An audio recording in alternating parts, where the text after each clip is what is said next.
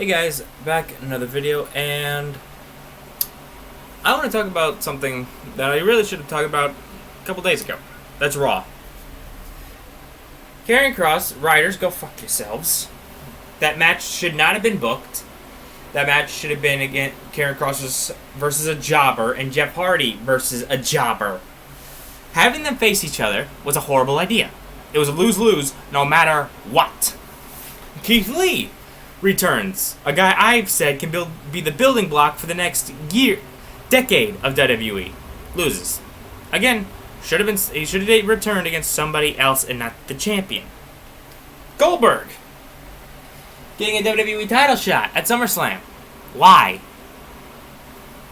Why? Why do we keep going to this nostalgia bullshit?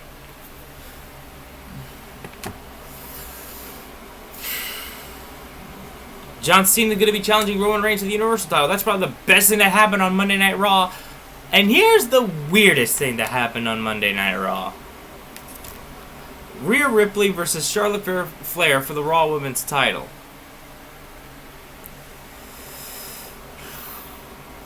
Charlotte retained via, I believe, disqualification or some bullshit like that. Rhea beats the crap out of her. Out comes Nikki Ash, cashing in the Money in the Bank contract and winning the Raw Women's title. Two things. One, I can guarantee if you go back to the Money in the Bank hype-up, no one was expecting Nikki Ash to win. And I respect WWE because actually Money in the Bank this year, the pay-per-view, was very good and very unexpected with the ladder matches.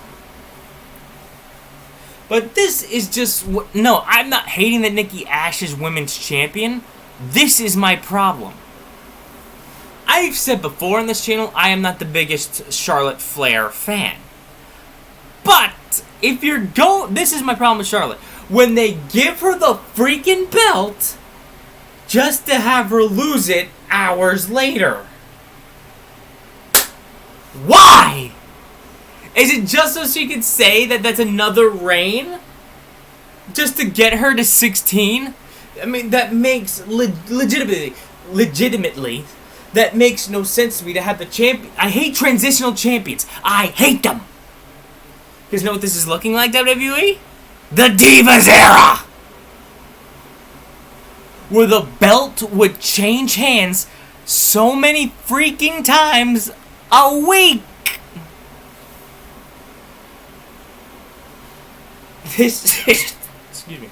This shit drives me crazy. I don't like transition champions. And if you're not a real wrestling fan, and this is a side note thing.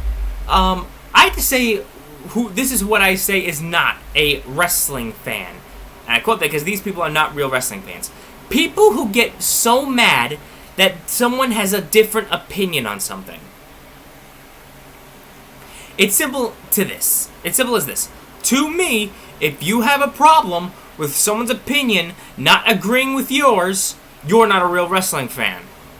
You're an idiot. You're self-absorbed. You have your head stuck up your ass, and you shouldn't be watching this product.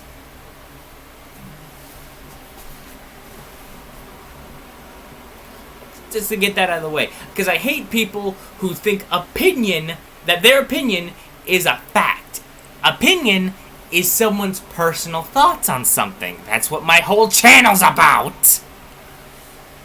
So when I see that people hate on others for their opinions on certain decisions that WWE makes, that's the thing that pisses me off, and that shows me that these people are not real wrestling fans. When someone else's opinion they get mad at someone else's opinion differing from theirs. That's the end of that. Transitional champions pisses me off.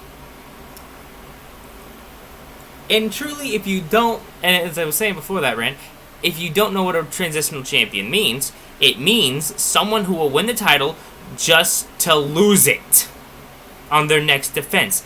Basically, think Johnny Gargano's curse. Before the way, Johnny Gargano's whole title runs were made just to hype up the guy they wanted to put the belt on. Let's think about this. He won the North American title from Ricochet. He didn't defend it. On the other side, and on the challengers bracket of that title match, it was Velveteen Dream. Velveteen Dream, who still can't believe was released from the WWE, was on a major high, rising in the NXT division. So of course, and especially after winning this tournament thing to get a title shot of your choice, of course they're going to put the belt on Velveteen Dream.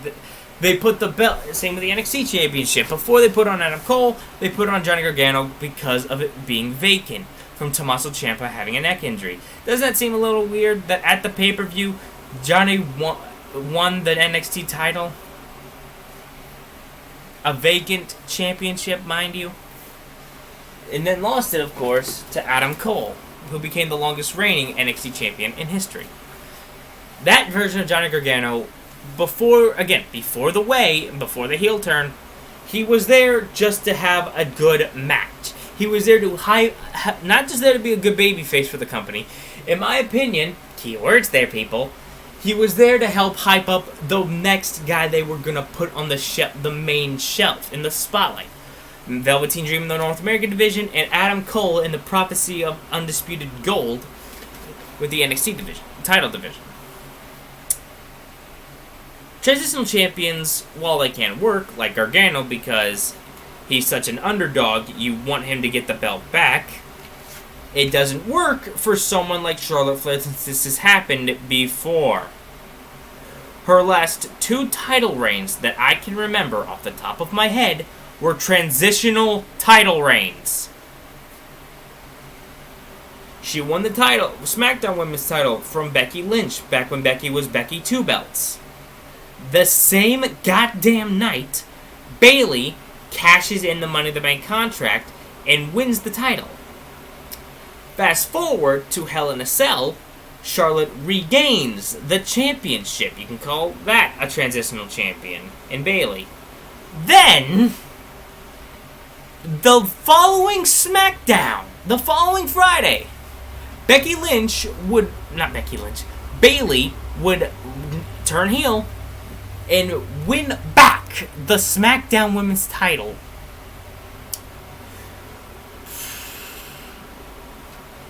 In the shortage of at least a month and a week or something, there were 3 title changes. My fear is that the Raw Women's Championship, because I truly think they're just going to take the belt off of someone, give it to Charlotte, and have her immediately drop the belt to someone else. They're doing this just to say she's the 16-time women's champion. The WWE Raw Women's title is essentially becoming the WCW Championship in 2000. Or the Divas title itself. And that terrifies me. Because if you look at the history of the WCW World Heavyweight Championship in 2000, it is, honest to God, terrifying how many times that title changed hands in one goddamn year. So, but again, I'm not mad at who it is, Nikki Ash. And this is the thing, this is the hard thing. I both respect it, because I don't know if it was the choice of saying, for backstage, saying, go, Nikki, go, you're cashing in, or Nikki herself thinking she's going to cash in, and then working around. I don't think it works like that, though. Nikki Ash, it's so hard for me to call her that, because I'm just so used to calling her Cross. Nikki's been working her way up so much since her return in those Beat the Clock Challenge matches. So, as far as my opinion on her becoming women's champion, I'm completely fine with it. My problem is, again, the length of the title reign that Charlotte had. Less than a day.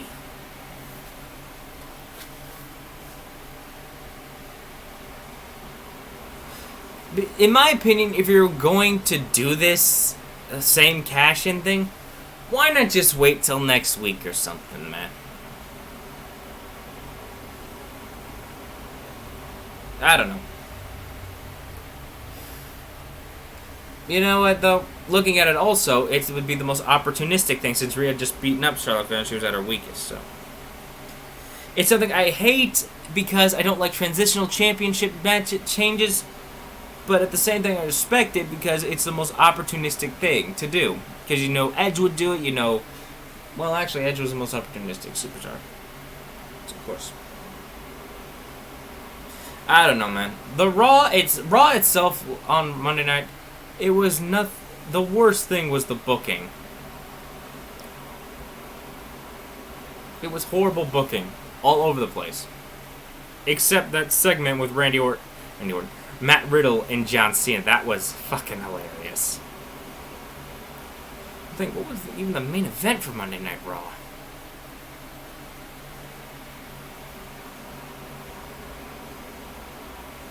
Oh, it was a title change.